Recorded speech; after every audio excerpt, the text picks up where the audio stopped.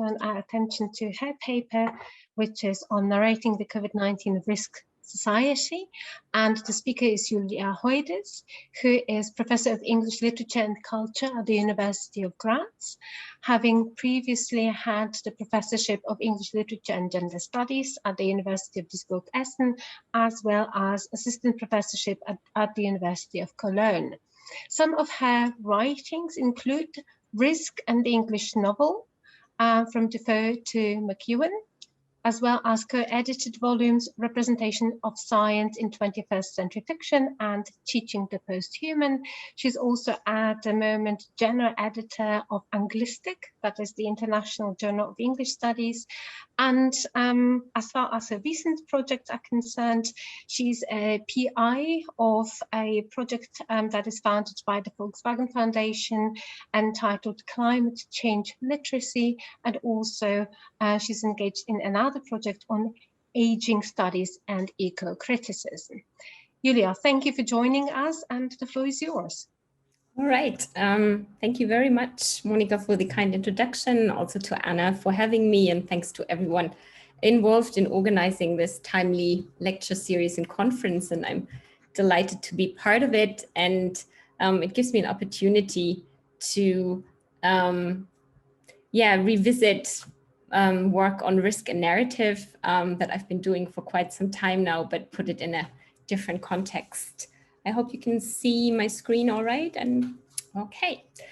All right. The main argument of my talk is that risk is a central concept where the humanities, the medical and health sciences, and the debates surrounding policy and management of the COVID-19 pandemic intersect, and in my opinion, stand to gain something from interdisciplinary dialogue. And I say this while I'm fully aware that one might also see risk as a boundary object, in the sense that they're very different disciplinary conceptions of risk that we might also see as incompatible. But most of what we're currently witnessing in terms of media communication and management of the COVID-19 pandemic concerns the calculation of risk. So we classify groups of the population into people at high, low, or medium risk. We classify locations, communities, countries, behavior, activities, vaccines, all individual or collective action according to risk. And it's all driven by a paradigm of risk aversion, precaution, or denial and risk taking. And we constantly assess who or what is considered safe or dangerous.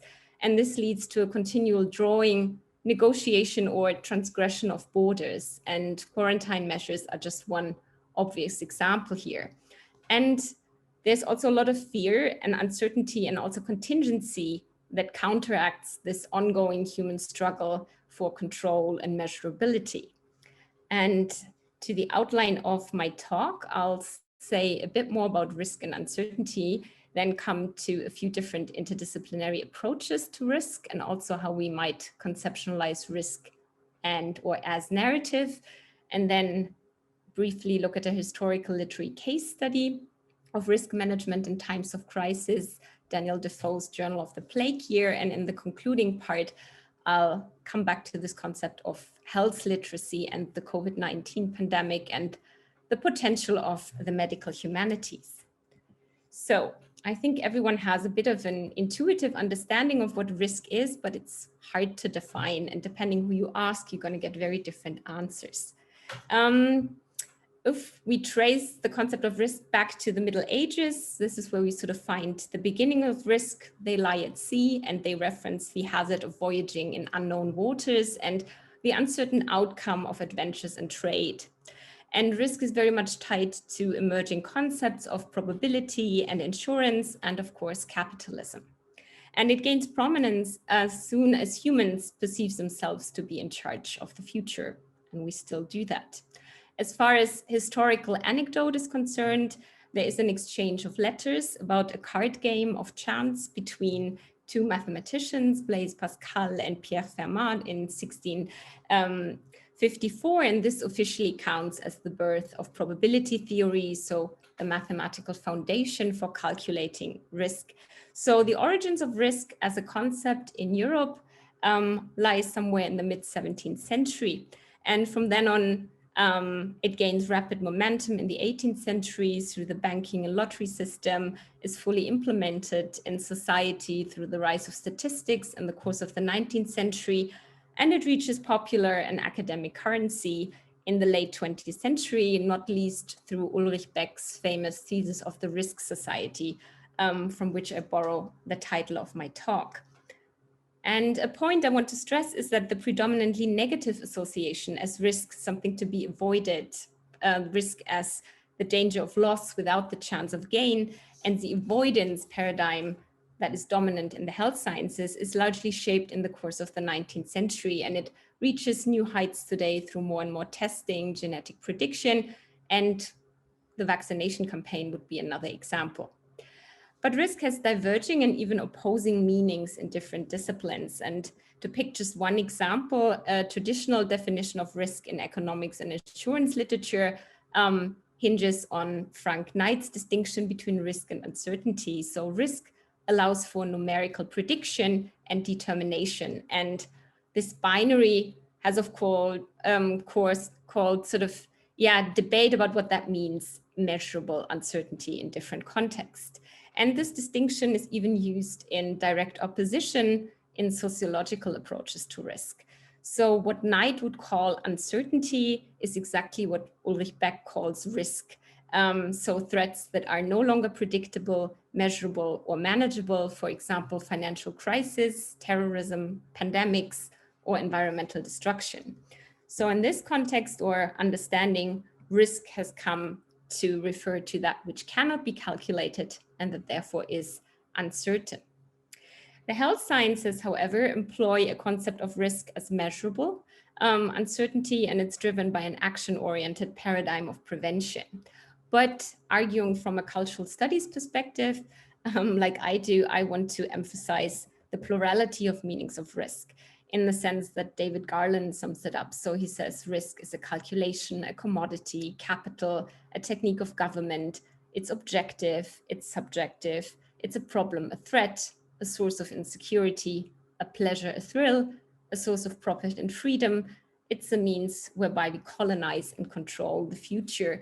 And we see all of these meanings of risk with regard to the management of the COVID-19 pandemic.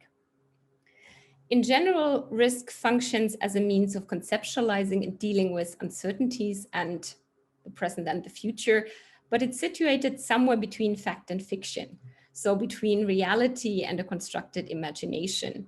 And it has in equal measures this rational component, estimating uncertainties and trying to predict the course of future events, and an affective subjective component. And this is what medical practitioners, risk analysts, and policymakers continue to struggle with.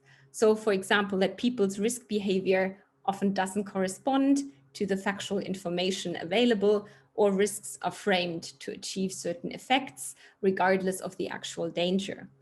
But in sociological and medical discourse, the interest in risk is always the micro and the macro one. So looking at the state as measures of calculating, maintaining the health of the social body, and at the individual and lifestyle choices. So we have three main interdisciplinary perspectives on risk that had a large impact. The risk society approach, the so-called cultural theory in sociology, and the system theory or governmentality approach. I'll only focus very briefly on the last two because they're the most relevant for the potential of the humanities, because they focus on the embeddedness of risk in sociocultural, political, and historical factors. Cultural risk theory, there we have groundwork that stems from anthropologist Mary Douglas, whose focus on risk developed out of her work on notions of purity and the dangers of pollution and transgressing borders, actually. So she revealed how perceptions of danger and explanations of misfortunes are always politicized, and we always have a rhetoric of accountability, moral responsibility that is infused with the language of risk. And this goes far beyond any assessment of probabilities. So perceived dangers in this sense, give us insight into a community's or a nation's principles of border drawing, exclusion, or stigmatization. And for Douglas, risk is therefore, as she puts it, a pseudo term that we use to give danger the pretension of a possible precise calculation. So it serves as a mechanism of social control and a rhetorical strategy. It allocates blame, and it allows to rewrite various scenarios in terms of threat.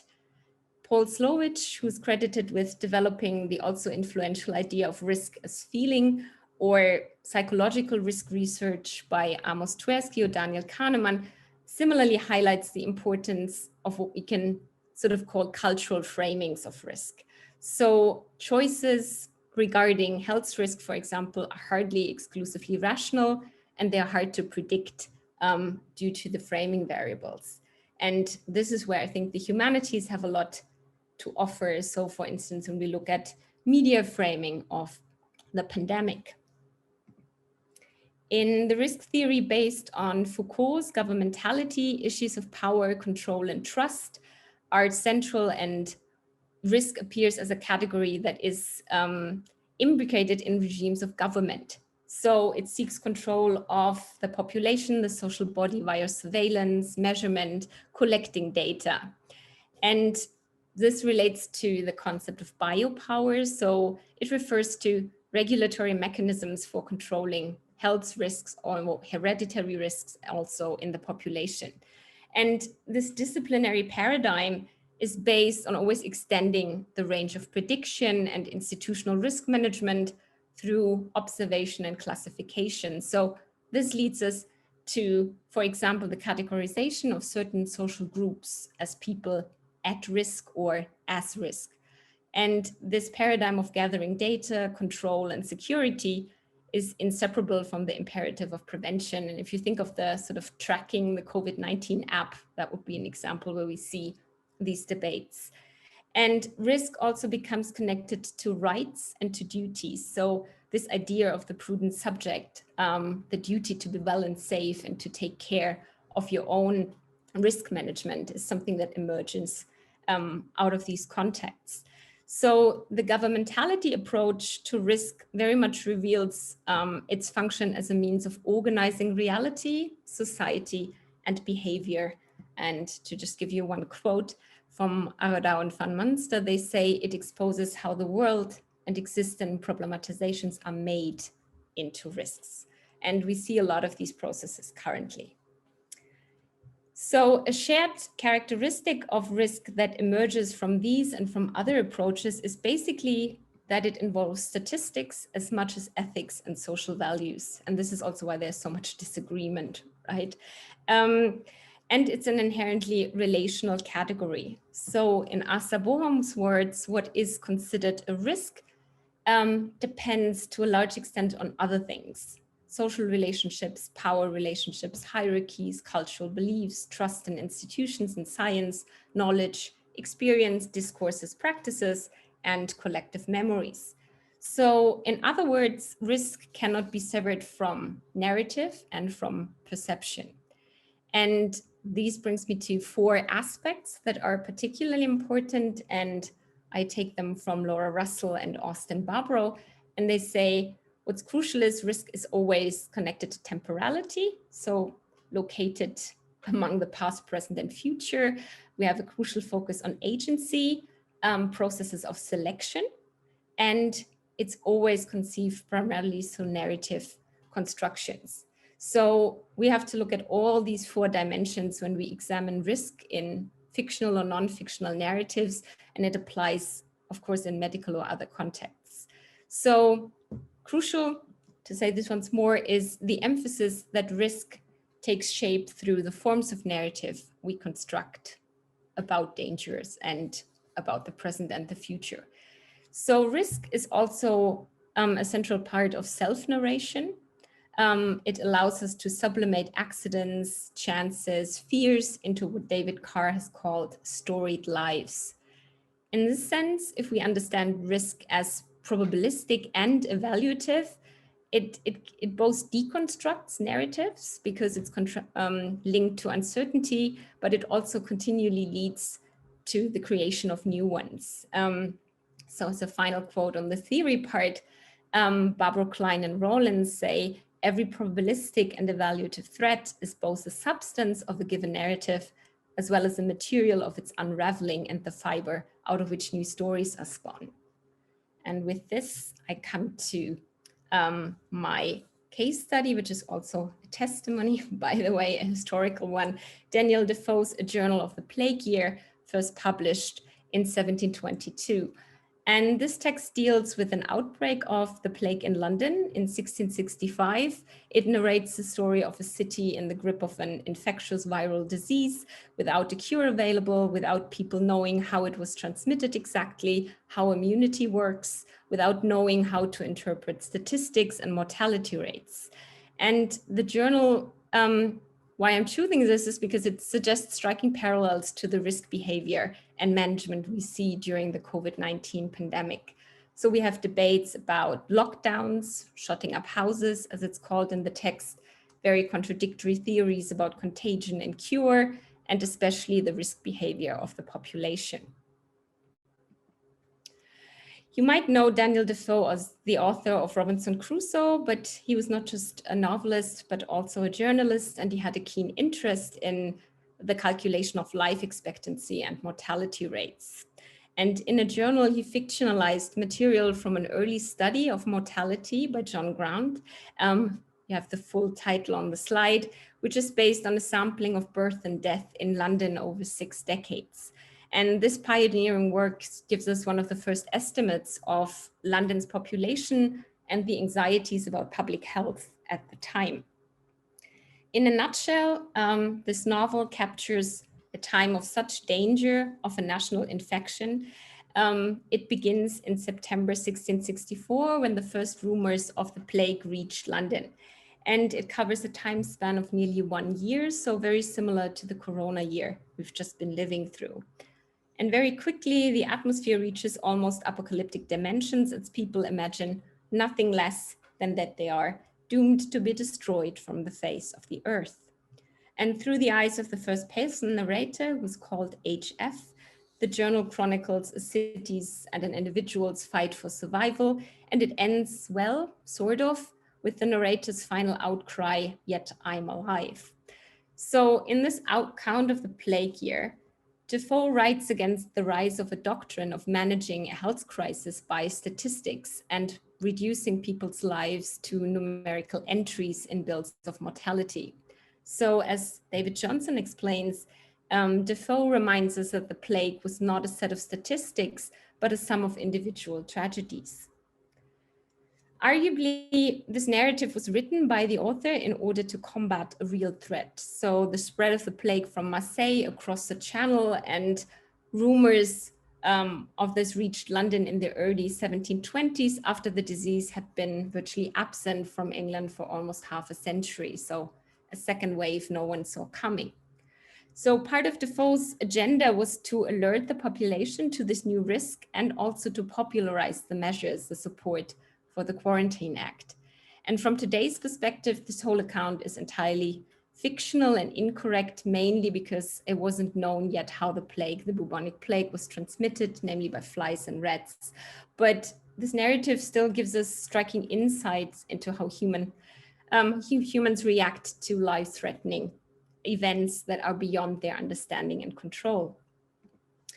So the narrator mainly assumes the stance of an outsider, observing commentator. He moves freely among the community. He's very conscious of the risk he runs being outside among people, and he tries to take measures of protection. But at the same time, as he readily admits, he's driven by recklessness and curiosity, and this always gets the better of his impulse of precaution. So he says, "But though I confined my family, I could not prevail upon my unsatisfied curiosity to stay within entirely myself, and though I generally came frightened and terrified home, yet I could not restrain."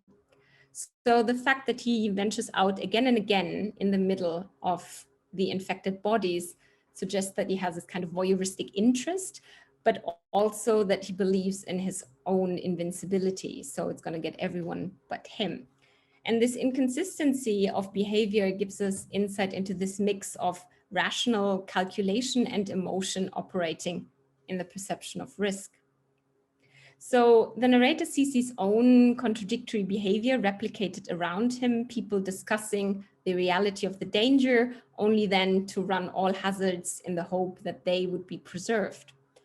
And his observations reveal another psychological truth. Not only do people sometimes act against their better judgment, but we always need fresh impressions of imminent danger. They are only strong enough to influence behavior, but only for a short time. And this is important for risk communication in enduring crisis, whether it's a pandemic or climate change. When I had been out and met with such terrible things as these I have talked about, I would retire home sometimes and resolve to go out no more. And perhaps I would keep those resolutions for 3 or 4 days. So the narrative shows also the parallels between disease and rumors, so fake news. Both are spread by oral contagion, and they develop from a catching start over climax to a fatal decline. And Paula McDowell emphasizes this connection when she says, oral rumors are themselves a kind of plague. They make a bad situation worse. The novel also highlights the binary between thick and healthy, polluted and pure, this border that is crucial in the process of representing, but also managing disease. And of course, any attempt of management depends of identification according to those categories.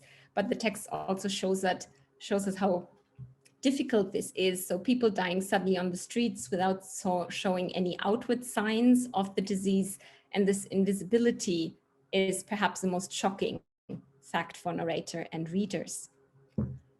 Now, it was impossible to know these people, nor did they sometimes, as I've said, know themselves to be infected.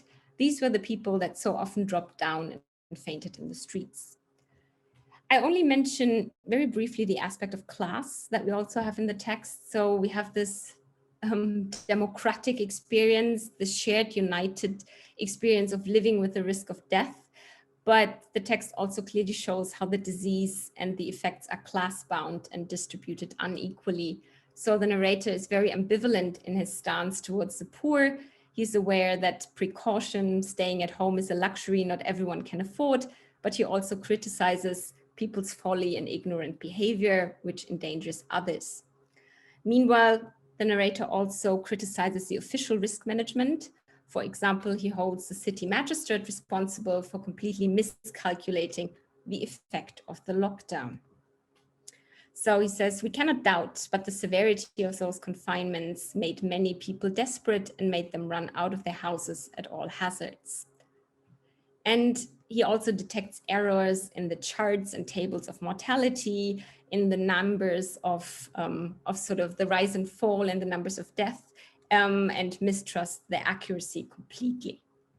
So by the account of the weekly bills, which yet I have reason to be assured never gave a full account by many thousands, the confusion being such that in some places, no account at all was kept. And we have many more examples like this in the text, until the narrator arrives at the settled opinion that there could never be a just account of the numbers. So to conclude, what I want to say about this case study, which I mainly use to historicize this notion of the risk society and disease management as a contemporary phenomenon, Defoe tries to humanize the statistics and also to reveal their limitations. So we always find personal stories, anecdotes that are intersected, and we find this focus on this tension between rationality and emotion in people's reaction to risk. And I think for me, the most striking thing, the contradictory risk behavior that people show. For example, people going to church to pray for protection while completely ignoring the risk this activity in itself poses. So they come to the churches without the least caution, crowded together. And the account shows how fear subsides with habituation. Even if the reality of the danger hasn't changed, risk is shown to possess a fictional quality. So like a story, if it's no longer told, it begins to fade from people's memories, or if a story is told too often, people stop paying attention to it. And tellingly, the narrative ends with the narrator shaking his head at people's lack of caution, as rumors of a decrease in the infection causes masses of Londoners to return to the city without fear. It was indeed surprising to see, for though they still died from 1,000 to 1,800 a week, yet the people flocked to town as if all had been well. All right, and I come to my short concluding part and the notion of health literacy. So today, the health sciences are driven by this action-oriented paradigm of risk prevention and evidence-based medicine, and preventing, controlling, minimizing risk are sort of the predominant discursive goals. But a problem is trying to manage the growing information and complex information that is necessary for health-related decision-making and people's irrational response to factional health risk. And this is why concepts such as health literacy or risk literacy are currently receiving increasing attention. And this is why you find projects such as this one, the Corona Cube, that was recently released by the Health Literacy Network Germany. And you see it on the slide here. This is designed as an interactive tool to help people make the right decision about getting the COVID vaccine. And there's only one right decision, basically, to get it. You see this is designed on the Rubik's Cube. You have sort of 8 parts on the cube. I've translated them here: disease, risk factors, side effects, herd immunity, genetic material, effort required, my protection, and alternative. And I don't want to sort of evaluate the usefulness of this, which is obviously part of the vaccination campaign, but I think it's a good example to show how risks are selected, framed, how complexity is reduced, and also how we have particular narrative strategies to sort of minimize certain risks, for example, of side effects or long-term effects of the vaccinations, in order to manage other risks and achieve certain goals. And this context of literacy is so example because I think it's genuine territory of the humanities. And literacy in its most basic definition refers to the ability of a person to be able to read and write and process written information. So this is a sort of UNESCO general definition. But in e-health, for example, the notion of literacy is tied to this interaction of behavior and the social political sphere with regard to medical treatment, or in this case, vaccination decisions, lifestyle choices. And health literacy in particular is a very complex concept, and it actually requires a lot. I've just given you one of the most comprehensive definitions that I could find. So health literacy is defined as the ability to understand scientific concepts, content, and health research, skills in spoken and written and online communication, critical interpretation of mass media messages, navigating complex systems of healthcare and governance, and knowledge and use of community capital and resources, as well as using cultural and indigenous knowledge. So the underlying idea, no matter how you define health literacy, is always the idea to foster skills and the use of information that promotes, or maintains health. And to accomplish these tasks, we need, in fact, several literacies, right? We need basic or functional literacy, ability to read, operate a computer. We need visual literacy, for example, to understand graphs or other visual information. We need the ability to analyze risks and benefits, interpret test results, and so on and so forth. So I'm interested in this concept of critical literacy, and we find this in popular scientific discourse, whether it pertains to climate change or the COVID-19 pandemic. And you find it in a lot of sort of outside of the humanities, although I think what it's concerned with has a lot to do with the skills and competencies that are or sort of where the humanities have expertise. But this idea of health literacy brings to the fore this social challenge to manage and communicate these kinds of global risks appropriately and in their complexity. And I think in this process, the medical humanities can sort of benefit from the analysis of cultural practices and narrative strategies offered by literary and cultural studies. And that's because any research on risk always must be carried out at an intersection of culture, science, and society.